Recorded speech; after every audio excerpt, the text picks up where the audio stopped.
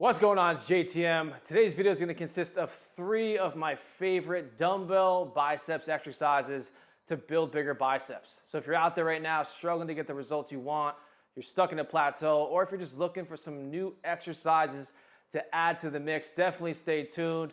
Let's get into the video.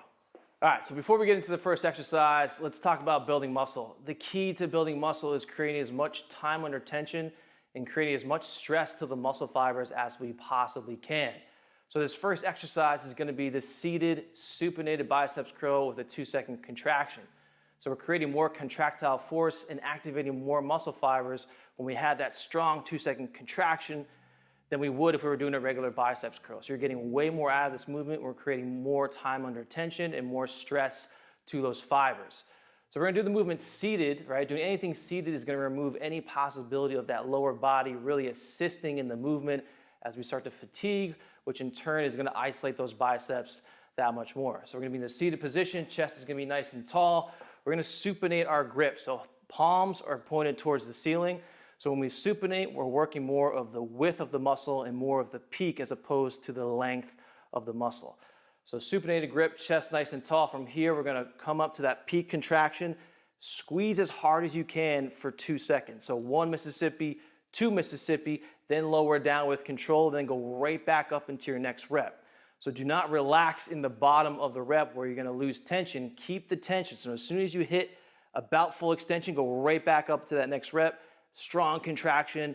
Own that 2 seconds. 1, 2, lower. And then repeat. So we're going to grab our dumbbells, chest up nice and tall, supinate that grip. We come up. You also want to turn your pinkies inward at the top of that contraction. It's going to engage those biceps just that much more, and then lower down. So as soon as you hit that full extension in the bottom, go right back up into your next rep. Turn those pinkies inward slightly to maximize that contraction. So we're here. 1, 2, lower. Right back up. 1, 2, lower. Right back up. Again, squeezing as hard as you can in that contraction to get the most out of the movement.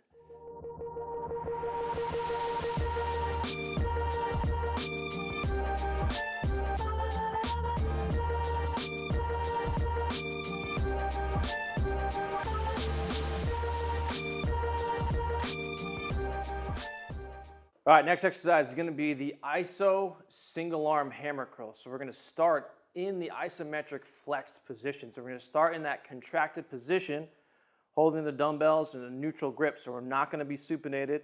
So we're going to be in that neutral grip. So we're hitting more of that length of the bicep as opposed to the width of the bicep with that supination.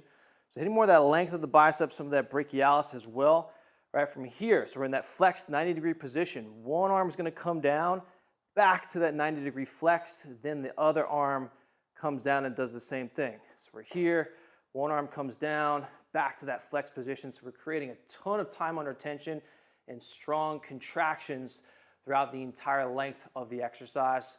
Let's get into it.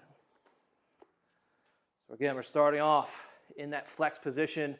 One arm comes down. So if we're doing the exercise standing, you need to make sure you're keeping your core tight. Glutes are lightly squeezed here to brace the core. Squeezing in that 90-degree flex position. Don't just relax here.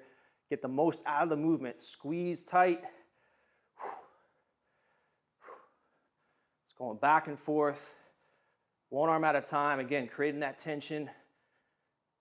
Creating that stress to those fibers.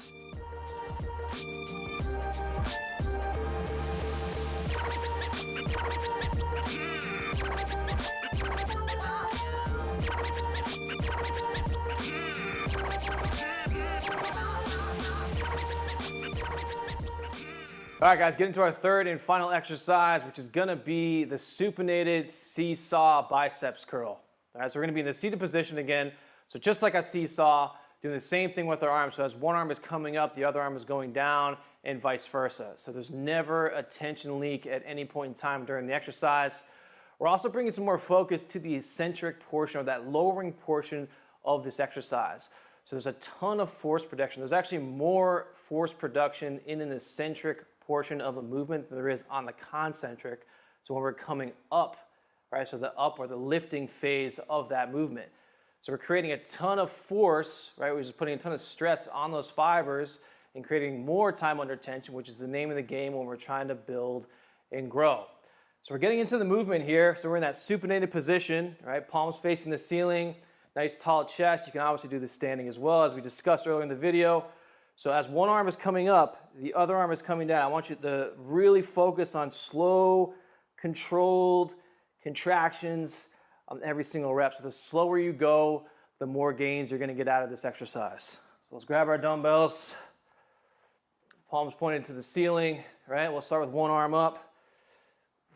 Nice and control. You're squeezing on each portion of this lift. So the concentric coming up and the eccentric coming down. We're never losing tension, so constant tension, putting a ton of stress on those fibers, keeping that core braced, squeezing as hard as you can at the top of that peak contraction, pointing that pinky inwards.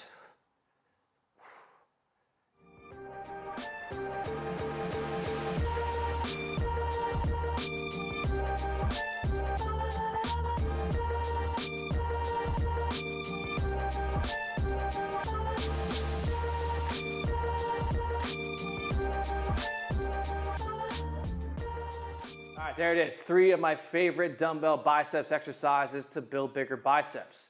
Now, it's super important that once you're done watching this video that you stay consistent with your training. Consistent hard work is the name of the game, right? If you want good results, you gotta be consistent and you gotta put that work in. All right, so I want you to shoot for 2 to 3 times a week hitting these biceps exercises, 2 to 4 sets of each exercise depending on your fitness level, shooting for close to failure. All right, so I personally train 1 to 2 reps before failure, and I've gotten great results that way. If you guys like this video, found this video to be useful, make sure to leave a like, subscribe to the channel. I'm going to be posting more videos, and I'll see you guys in the next one.